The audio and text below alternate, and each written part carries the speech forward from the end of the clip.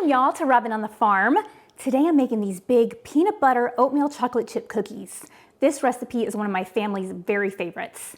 These cookies are wholesome, hearty, delicious, and better than anything you can get at a bakery or one of those trendy cookie shops. So let's get started. To make these big old peanut butter oatmeal chocolate chip cookies, we're gonna get started with 2 sticks of butter. So this is 1 cup of butter, and you want it to be softened.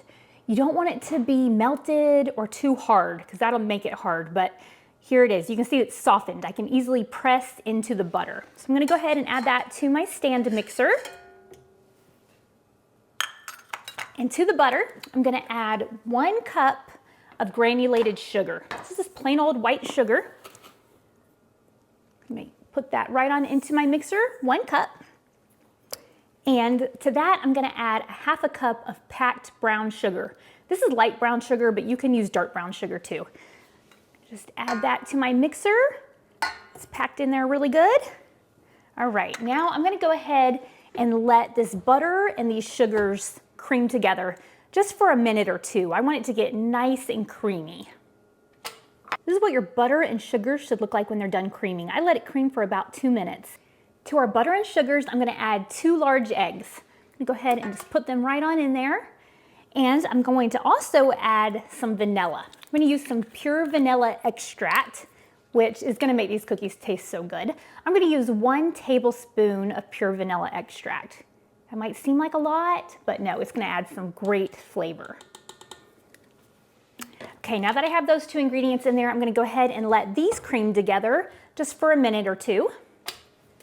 All right, these have been creaming just for a minute, and I'm gonna turn it off. Now it's time to add some peanut butter.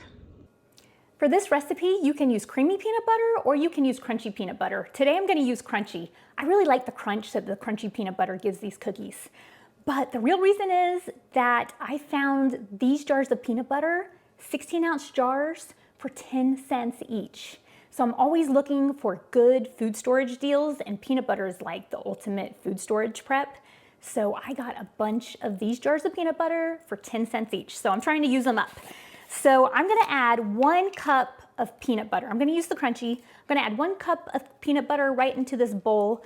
Now this jar has 2 cups in it, and I've already measured out 1 cup, so I know that this is exactly 1 cup of peanut butter left. So I'm gonna use what's left in this jar. So 1 cup of peanut butter right on into your bowl. I'm gonna go ahead and let this cream together for about a minute. This is what you want your peanut butter to look like when it's all done creaming with the other ingredients. Those are all of the wet ingredients for our cookies. Now it's time to add the dry ingredients. I'm gonna add 2 cups of all-purpose flour. I'm just gonna put that right on in there.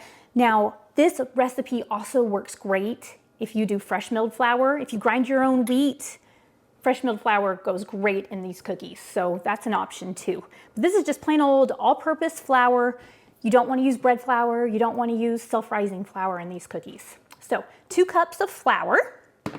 Now I'm going to add 2 cups of oats. Now you can use whole rolled oats, or these are just quick oats. So I'm going to use 2 cups of these quick oats.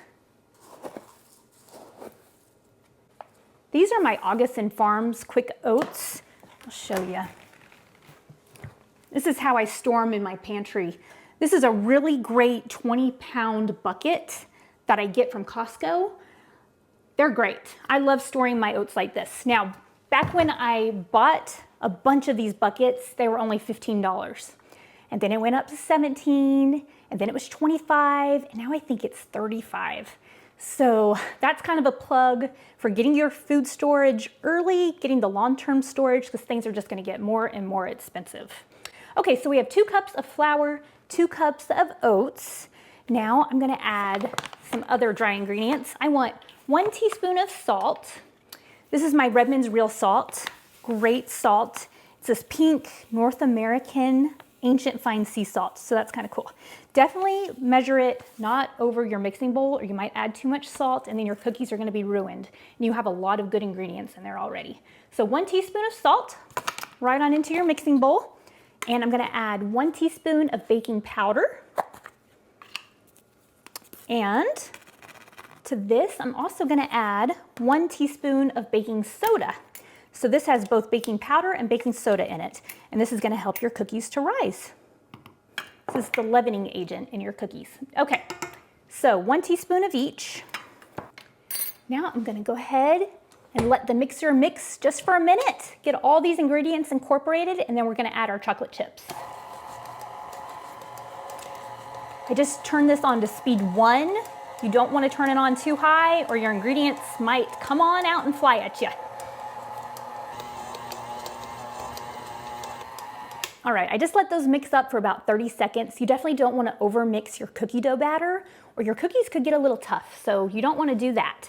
Okay, to this I'm going to add my chocolate chips. I'm going to add 2.5 cups of chocolate chips.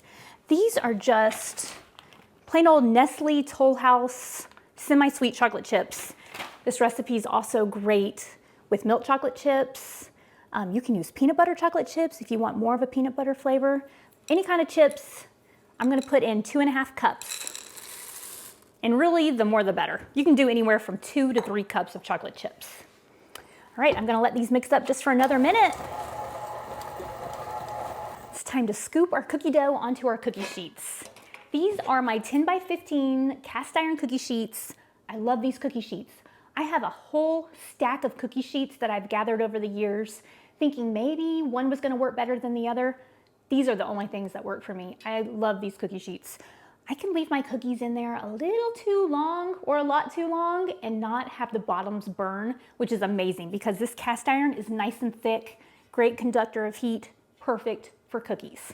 So they also don't have any of the chemicals or coatings or anything like that to get into our food. So these are what I recommend. I love everything cast iron, and these are probably one of my very favorite cast iron pieces that I have. I'm gonna use my 2 tablespoon cookie dough scoop, and I am just going to kind of get a nice level scoop and plop it onto my cookie sheet. I'm gonna fill both of these cookie sheets with 12 cookies each. You definitely wanna have 2 cookie sheets out, or this is gonna take forever to bake all these cookies.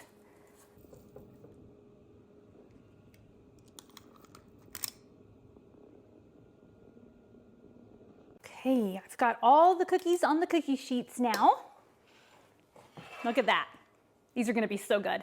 Okay, I'm gonna go ahead and throw these in the oven. I'm gonna bake these at 350 degrees for 13 minutes. Now, it totally depends on your oven. So I'd say anywhere from 12 to 14 minutes. You're gonna wanna get them out when they still look a little bit undercooked, but as they sit on the cookie sheet for a few more minutes and cool, they're gonna crisp up and they're gonna totally be done in the inside. You don't want these to get too crispy, but even if they do, they're gonna be great with a tall glass of milk. So I'm gonna go ahead and throw these in for 13 minutes.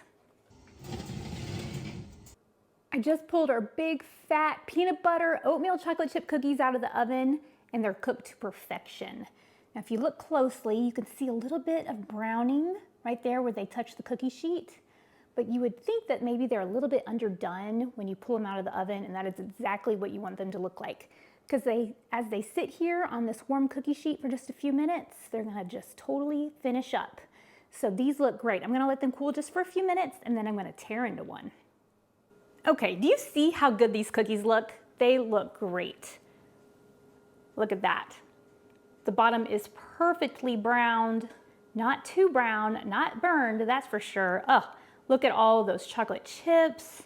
You can see little pieces of the peanuts from the crunchy peanut butter. You can see the oats, lots of chocolate chips. Okay, let's just tear into one of these. Look at that. Oh, that looks so good. Okay, I gotta take a little bite.